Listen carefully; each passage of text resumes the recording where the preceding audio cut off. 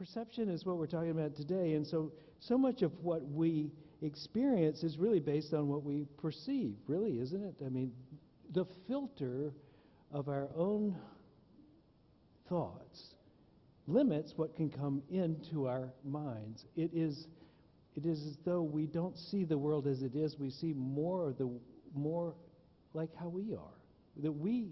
What we are is what we perceive. So I think it's really a good thing to question your own perception.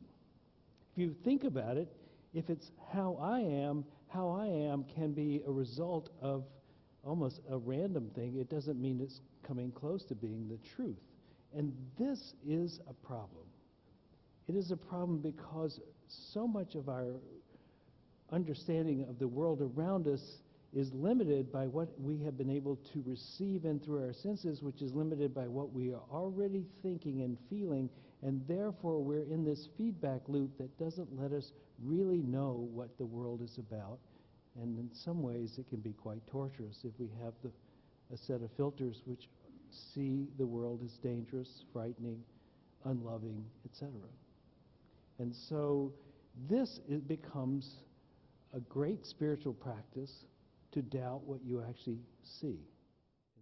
And here's what she came up with as a method of leading us all to this state of awakening. And I just love what she does. And her thing is ask 4 questions and turn it around. So first, judge your neighbor, then ask 4 questions and turn it around. And it goes like this: something, and say, I'm angry. I was angry about that, and it should have been some other way. What is that? So judge what it should have been like. And in her process, what you would do is write that down.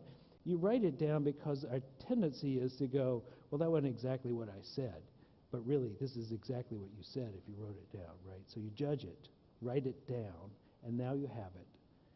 And it will be your awakening to realize that your judgment is not only about that one particular place, that one particular person, that jerk that did it, but that you hold that attitude everywhere, and you see the world through that attitude. And then you ask yourself several questions. And the first question is it true that, let's just say, they should not have lied to you? Is that true? And you would say, of course they should not lie to me. And you could probably get all your neighbors to agree with you. Yes, of course they should not. But then if you settle into yourself, into the core of who you are, and you ask the question a little more deeply with more interest, like, can I absolutely know they shouldn't lie to me? And then you come to a question that you can't actually answer yes. A moment of doubt, of possibility that you don't know exactly everything about this can come in. Because we don't just think, oh, they shouldn't lie to me. What we think is they shouldn't lie to me, and therefore I feel bad about it. I feel bad about being a victim of this. I feel as though someone was trying to take advantage of me, or I think they're a bad person, or etc. We have a whole story we add to this, and it adds to it a deepening of our experience, and that deepening is not a happy one, because this is not a happy story we're telling. We're telling a judgmental story, which always brings suffering to us. And so you ask the question, all right, can you absolutely be sure about this? And if you can come to a state of stillness, there's a really good chance you'll say, well, I mean, absolutely. Well, not really. I can't absolutely do that. So now you have your beginning. And through that little crack, you let in more light when you examine what it cost you to hold that. So what does it cost you to have that thought?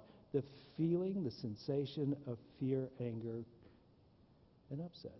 That which you're feeling and experiencing becomes grounded in you, and it repeats itself because now you have believed it. And this is what it cost you.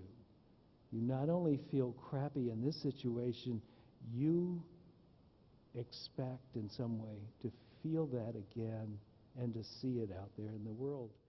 The really deep beginning is when you say, well, who would I be without that thought? And the peculiar thing about this question, who would you be without that thought? It's like, oh, you mean I don't have to have? Who would you be without that thought? Who would you be without that thought? Now the mind is on another track, and you begin to think of paradise, essentially. All good things would be coming your way. Wouldn't you? You would feel lighter, happier. You'd be more generous with your affections. You would be freer. You'd be less afraid. The idea is essentially what we're doing is we're coming to a state of awareness through this that the world is okay as it is. It's not the world that's a problem. It's my perception of the world that is the problem.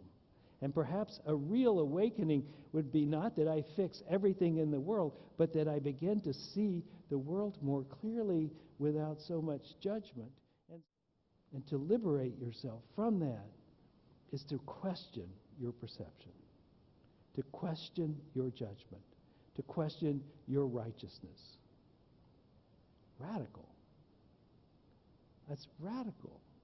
It takes you from the place of a victim to wise one. Find a turnaround when it looks like we have now taken ownership of this situation. This is where the power comes back to us. And our fear can go down. Our habit of seeing enemies and others can go down. And we can be at home in this world again. You can decide which thought you want to lead with, which one you want to deepen. Judge your neighbor. Write it down. Ask for questions and turn it around. That's a path to enlightenment.